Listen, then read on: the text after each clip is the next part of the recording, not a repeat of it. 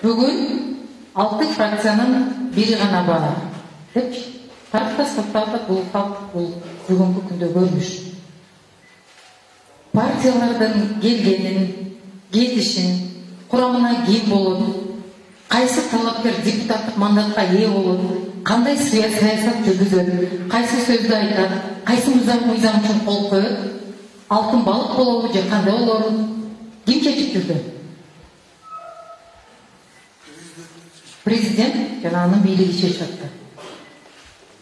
2010 жылы біз сіздерменен конституциялық реформада парламентаризмді тұтқан баш мыйзамды қабыл алдық.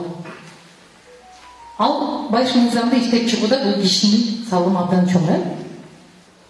Анан эмне себептен бул киши мүмкүнчүлүктөн пайдаланып өзү президенттикке кой болду деген суроо болду менде.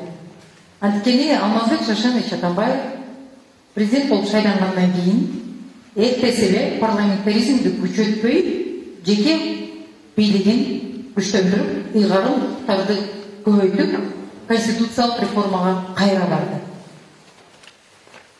Тарых, факт. Бүгүн дагы ошол көрүнүш кайра кайталанып жатат. Дагы деле жеке бир адамдын башкаруусу күчтөнүп баратат.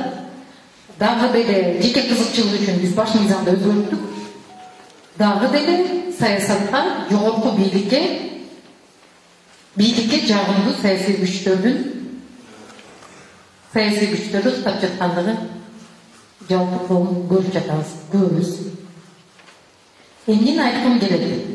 Аң сезимдин революциясын жасайлы, туугандар. Убактысы келди. Балким кечип да бараткандарбыз. Албетте дүйнө жүзүндөгү практикага таянсак, 30 жыл абдан аз. Бирок тездетүү мүмкүнчүлүк башка өзүбүздүн колубузда. Келди ошол төңкөрүштү көчөдө эмес, ак үйдүн алдында эмес, аң сезимде революция кылалы, өзгөртөлү.